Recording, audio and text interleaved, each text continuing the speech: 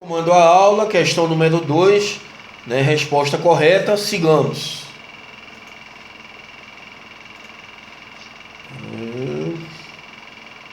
Vamos entrar agora,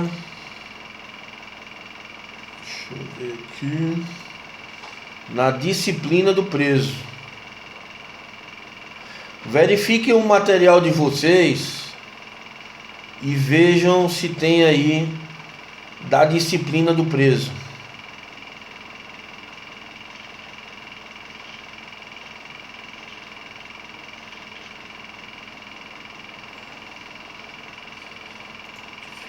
Das normas disciplinares. Ok.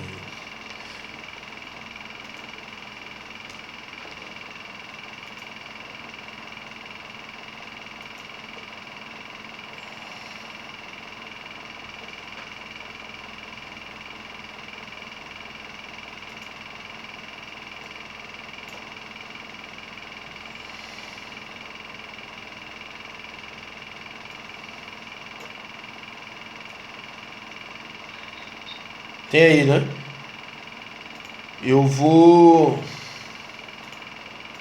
postar outro slide aqui com um complemento, tá, pessoal? Mas é o mesmo slide, só que tem algumas páginas a mais, tá? Pra gente dar continuidade à aula. Hoje a aula tá fluindo bem.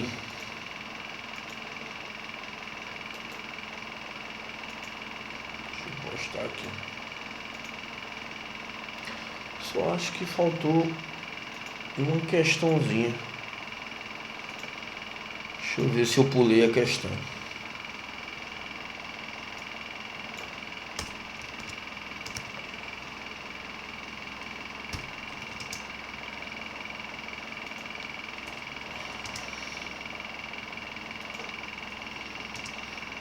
Acho que eu pulei.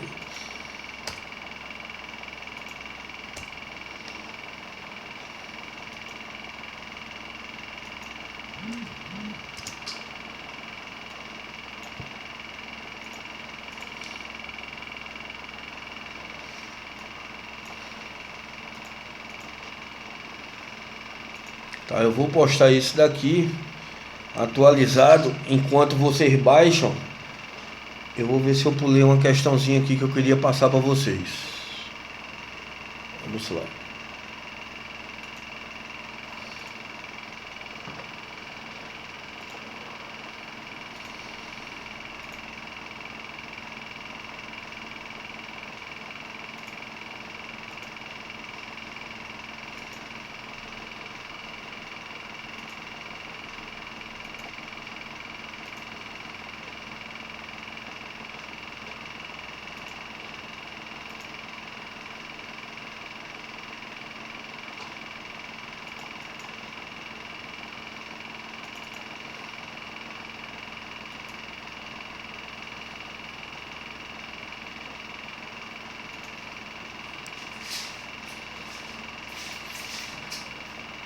Ok, baixem esse aí, tá?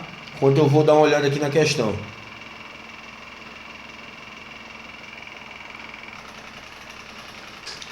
Então, após as questões, retomando a aula aqui, vamos entrar na disciplina do preso, né?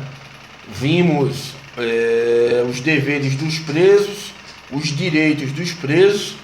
Agora vamos entrar na disciplina dos presos, considerações gerais.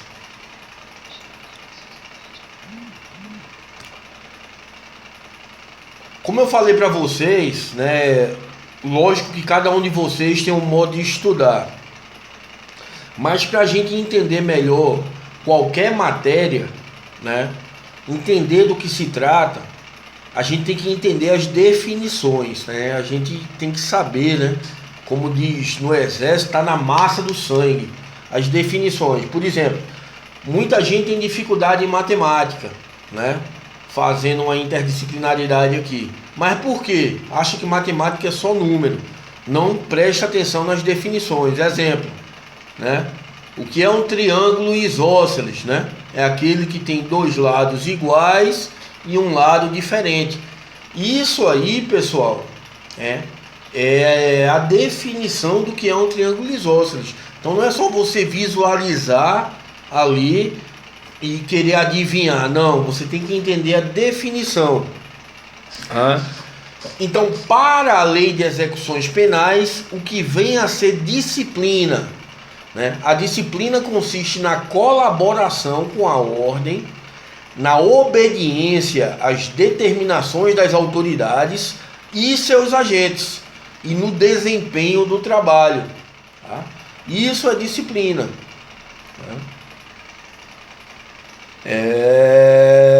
Se você for pegar outra definição de disciplina, né? Disciplina é o fiel acatamento das ordens emanadas, né? Por exemplo, no meio militar, dos seus superiores, né? Lógico que na prisão não existe essa relação de superioridade, mas existe uma relação de disciplina dos presos para com os policiais penais, para com o diretor, para com os próprios pares, né? Eles presos mesmos. Então, para com o ordenamento jurídico que todos nós estamos sujeitos, somos submissos. Então, a disciplina consiste na colaboração com a ordem, na obediência às determinações das autoridades e seus agentes e no desempenho do trabalho. Estão sujeitos à disciplina o condenado à pena privativa de liberdade ou restritiva de direitos e o preso provisório. Pessoal, prestem atenção aqui. A lei é omissa no sentido de os sujeitos à medida de segurança estarem sujeitos à disciplina. Tá ok? Porque, como esperar, tem um motivo, lógico, né? O espírito da norma nos traz um motivo, uma motivação. Como um doente mental, como um deficiente mental, ou seja, aquele que tem desenvolvimento mental retardado, vai estar sujeito à disciplina, tá? Então, aqueles que tiveram na sua sentença uma absolvição imprópria, ou seja, né, por não serem capazes de entender o caráter ilícito, né, dos atos que cometeram, foram sujeitos à medida de segurança, isso é que é a absolvição imprópria, eles também não estão sujeitos à disciplina. Tá? Vamos ver mais adiante. Está aqui já. Né? Pode ser concluído, portanto, que o absolvido impropriamente, ou seja, aquele que recebeu medida de segurança, não está sujeito à disciplina. Ademais, há precedente informando que o sujeito em livramento condicional também não está sujeito a essa disciplina.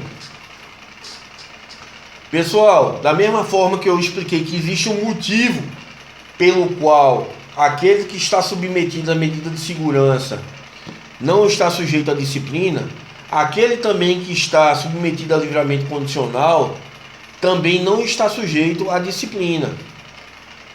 Né? A desobediência à disciplina enseja faltas disciplinares, né? Falta disciplinar, né? Leves, médias e graves, né? Ora, se eu estou em livramento condicional e eu cometo um novo crime, eu perco, segundo a lei, o meu direito ao livramento condicional, e aquele tempo que eu passei livre não é computado, né, como cumprimento de pena. Tá ok? Esse é o dispositivo legal.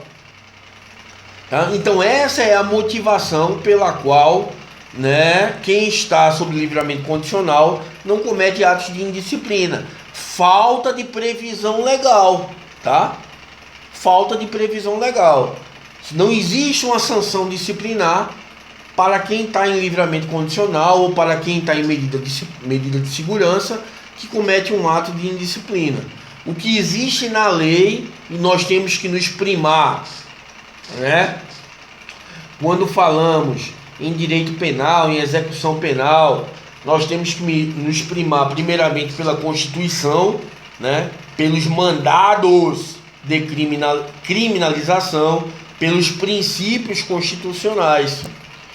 Qual o princípio que rege a existência da lei penal no ordenamento pátrio? Quais os dois princípios fundamentais? Vocês têm que aprender isso no direito penal: princípio da legalidade e princípio da anterioridade, né? Eu até falei para vocês em aulas anteriores de um brocardo em latim: nullum crimen sine lege barra nullum pena sine lege, juntando nullum crimen, nullum pena sine lege. Não há crime sem lei anterior que o defina, nem pena sem prévia cominação legal, tá? Isso quer dizer o quê? Para haver um crime tem que ter uma lei, princípio da legalidade. E essa lei tem que ser anterior ao cometimento do crime, princípio da anterioridade. Isso se aplica também para as faltas disciplinares, né? Falta leve, falta média e falta grave. E é por isso que no livramento condicional não existe ato de indisciplina. Se o camarada já em livramento condicional, no seu período de prova, o que é período de prova? Vamos lembrar, é aquele período que resta para o cumprimento da pena, como se preso estivesse. O camarada cometeu um novo crime, né? Qual a punição dele? Né? É cancelado o livramento condicional, é extinto.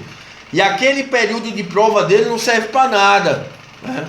Ele vai cumprir o restante da primeira pena, né? Como se nunca tivesse saído da prisão em livramento condicional. E ele vai cumprir a nova pena, né? Vai haver o que se chama no direito penal de comutação de penas, né? Uma soma das penas. Beleza, pessoal? Aí vem o STJ e fala justamente o que eu expliquei, né? Jurisprudência do STJ, no nosso estudo aqui, jurisprudencial e simulado, que é o que cai hoje junto com a própria letra fria da lei. Não configura prática de falta grave a hipótese de cometimento de novo crime no curso do livramento condicional. Então o STJ está dizendo: não configura prática de falta grave a hipótese de cometimento de novo crime no curso do livramento condicional. Isso porque, praticado o novo crime no curso do livramento condicional, este deverá ser revogado. O que é que deverá ser revogado? Que o STJ está falando: o livramento condicional. E o tempo que o apenado esteve solto não será descontado da pena.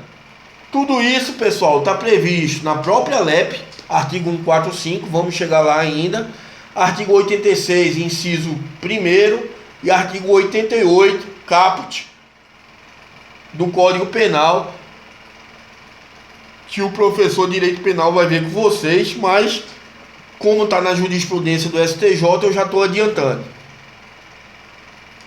Beleza? Ademais, o livramento condicional ostenta a particularidade especial de ser um benefício que, conquanto submetido à disciplina regular da execução penal, é fruído integralmente fora do sistema prisional, circunstância que determina tratamento específico e conforme as suas características, né? Como é fruído integralmente fora do estabelecimento prisional, não há que se falar, né, em falta grave, tá? Em falta disciplinar. É isso que esse slide quer dizer.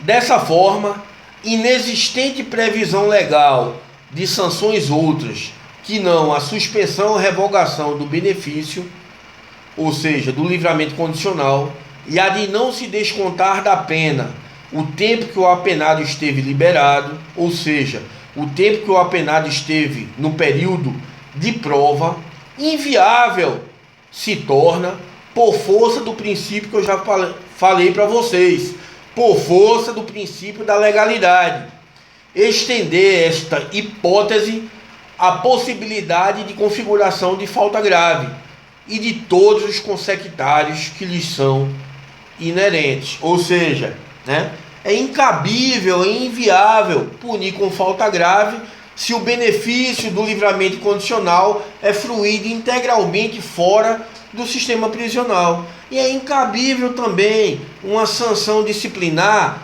exemplo, como perda dos dias remidos, né? A falta grave, vamos ver mais adiante, enseja a perda de 1/3 dos dias remidos, né? É incabível, o camarada já está com benefício de livramento condicional, né? Então, se ele cometeu um novo crime, ele não comete falta grave. Gravem isso. O que é que acontece com ele? Ele perde o benefício do livramento condicional e perde aquele período de prova, que é o chamado período, né, restante do cumprimento de pena em liberdade. Ele vai cumprir toda a pena como se nunca tivesse saído do estabelecimento prisional. Ok? Nesse sentido, não haverá falta nem sanção disciplinar, sem expressa e anterior previsão legal ou regulamentar. Sem expressa, princípio da legalidade. Sem anterior, princípio da anterioridade. Todos esses corolários, né, da nossa Constituição. Princípios norteadores do nosso direito. Princípio da legalidade, princípio da anterioridade. Quando tiverem na hora da prova lá, lembre lá do doido do professor Davi, falando lá, né, nullum crime sine lege, nullum pena sine lege. Não há crime sem lei anterior que o defina, não há pena sem prévia cominação legal. Preceito primário, matar alguém. Preceito secundário, pena de 6 a 30 anos. Beleza. Prevê o princípio da legalidade aplicável às sanções disciplinares, que não há crime, como eu já falei, sem lei, legalidade, sem lei anterior que o defina, anterioridade, nem pena sem prévia anterioridade, combinação legal, legalidade. Quando você estuda assim, acaba ficando fácil, né? Preceito secundário, preceito primário é a norma penal incriminadora, preceito secundário é a pena aplicada. Por incrível que pareça, já caiu numa provinha de direito penal o tipo penal incriminador e a pena, e perguntava qual era o preceito primário, e muita gente errou, né? Professor de direito penal deve passar isso para vocês, né? Vamos lá. As sanções não poderão colocar em perigo a integridade física e moral do condenado, sendo vedado o emprego de cela escura. Essas vedações decorrem do princípio da humanidade das penas. Vem a Constituição com seu mandado constitucional e fala para a gente: o aplicador da lei de execuções penais, o diretor do estabelecimento, o policial penal federal, você não pode pegar a tonfa e largar no preso, né? Não haverá penas cruéis, princípio da humanidade da pena. Não haverá penas humilhantes ou degradantes, não haverá pena de caráter perpétuo, não haverá pena de morte, exceto em tempo de guerra, não haverá pena de banimento, não haverá pena cruel, tá ok? Tudo isso caracteriza o princípio da humanidade das penas, sendo vedadas também as sanções coletivas aos presos, né? Pessoal, a sanção coletiva, ela fere de morte qual princípio que nós estudamos? Princípio da individualização da pena. Se um comete uma falta disciplinar, não existe aquela máxima, por causa de um, pagam todos. Na lei de execuções penais não existe. A gente vê muito isso aí nos quartéis da França, né? Vai formar os soldados lá, por causa de um, paga todo mundo, sentado um dois, de pé um dois. Não existe, né? Os franceses nunca fizeram isso na vida. Enfim, vamos lá. O condenado ou denunciado, no início da execução da pena ou da prisão, será cientificado das normas disciplinares, né? Então, grifem aí, cientificado das normas disciplinares. Toda vez que chega um preso na cadeia, ele é cientificado das normas disciplinares. Por exemplo, acabou de chegar um preso hoje, né, no presídio que eu trabalho. Eu já orientei lá, né, ao militar que faz às vezes de policial penal, para passar as normas disciplinares ao preso. Quando for segunda-feira, eu vou pedir para trazer o preso até mim, né? E vou conversar com ele, explicar ali um pouco dos deveres, né, dos direitos, da disciplina, né? Exemplo, tem um preso lá que não está se adaptando às normas da prisão militar. Hoje eu falei com o coordenador geral do sistema penitenciário para transferir, para remover o preso de lá, por falta de adaptação, tá? O poder disciplinar, prestem muita atenção aqui, na execução da pena privativa de liberdade, reclusão e detenção, será exercido pela autoridade administrativa, conforme as disposições regulamentares.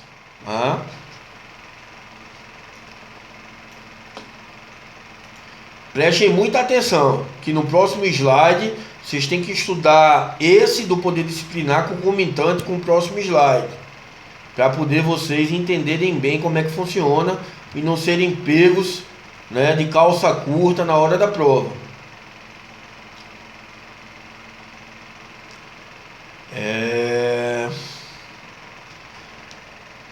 Depois eu passo para essa parte aqui de cima, das restritivas de direitos. Vamos prestar atenção aqui. O poder disciplinar na execução da pena privativa de liberdade, ou seja, reclusão e detenção, será exercido pela autoridade administrativa. Ponto. Aí eu venho para cá. Nas faltas graves, a autoridade administrativa representará ao juiz da execução. Ou seja, pessoal, as sanções, o que é que isso quer dizer? Que eu quero que vocês entendam. Isso aqui não é para decorar não, é para entender. O poder disciplinar é exercido pela autoridade administrativa até um certo nível. Qual é o nível? Falta leve e falta média. Nas faltas graves, a autoridade administrativa, ou seja, o diretor do estabelecimento prisional, fará um relatório sugerindo ao juiz determinada sanção. Aí eu pergunto, uma pergunta retórica, lógico, Quem tem o poder de aplicar a sanção disciplinar nas faltas graves? O diretor do estabelecimento ou o juiz da execução? E eu já respondo. Anotem aí, o juiz da execução. Então vamos lá. Anotem aí devagarzinho. Cabe, vírgula, compete ao juiz da execução penal o poder disciplinar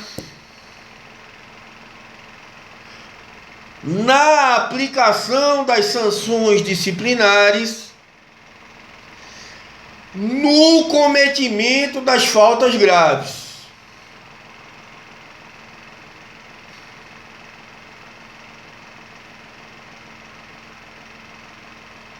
Beleza, pessoal?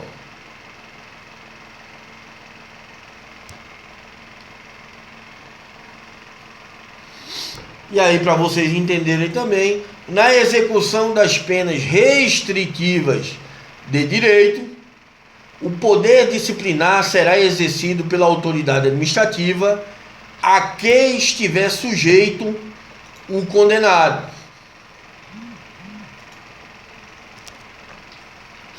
Tá ok? Só para a gente relembrar, vocês vão aprender no direito penal, mas quais são as penas restritivas de direitos? São elas: prestação pecuniária, perda de bens e valores, limitação de fim de semana, prestação, olha aí, Thalita, de serviço à comunidade ou a entidades públicas, interdição temporária de direitos.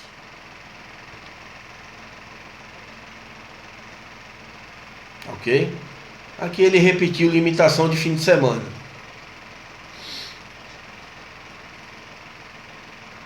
Tá? Para a gente relembrar. Então vamos lá. Nas penas privativas de liberdade, quem tem o poder disciplinar é a autoridade administrativa, diretor do estabelecimento, né? Pena privativa de liberdade, reclusão e detenção, tá? Se o preso, porém, cometer falta grave, tá?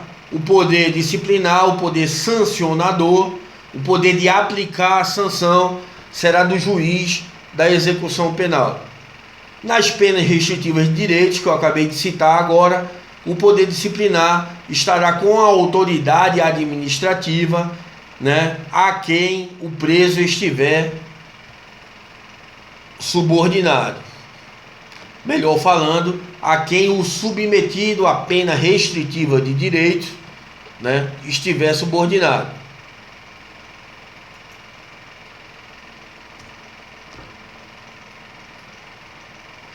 Então, gravem, coloquei aqui, gravem, decorem, que pela literalidade da lei, o poder disciplinar incumbe à autoridade administrativa, mas havendo falta grave, esta deverá representar ao juiz, né? Representa ao juiz através de um relatório, e o juiz da execução penal aplica o poder sancionador, né? O poder disciplinar.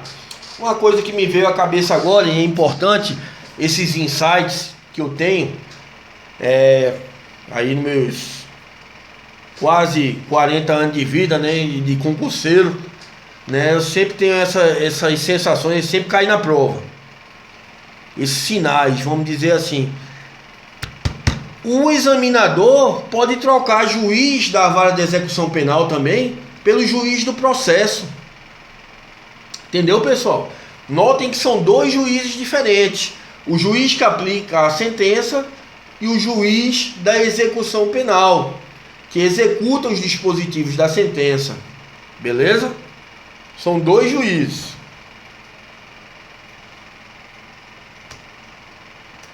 Tá? Pessoal, vocês vão me desculpar, né? Hoje só vai ser 2 horas de aula mesmo, que eu tô preocupado lá com o preso. eu vou dar um pulo lá no presídio para dar uma olhada nele. É um policial penal e o outro policial penal do GAP aqui, né? Do grupo de apoio, do grupo especial deles lá, né? Do grupo tático, tá me chamando aqui direto no Messenger e eu vou ver o que é. Mas andamos bem hoje, né? Lembro que nas aulas passadas nós víamos 40 slides em 3 horas. Hoje vimos os 40 slides em 2 horas, tá? É sinal que para a próxima aula temos tempo. A prova é só dia 6 de setembro, tá? Temos aí quase 2 meses ainda para a prova, né? Vamos terminar bem antes, tá? Agradeço aí a participação de vocês. A aula hoje fluiu bem, correu bem. E como é um assunto mais gostoso, eu creio, mais fácil, né? Deve ter fluído mais rápido, tá? O novo slide está disposto já no Google Sala de Aula. Qualquer dúvida, vocês me procurem no WhatsApp aí. Ainda essa semana eu vou colocar a aula 4, eu vou gravar e colocar a aula 4 disposta no Google Sala de Aula, né? Peço desculpa mais uma vez. Todos fiquem com Deus.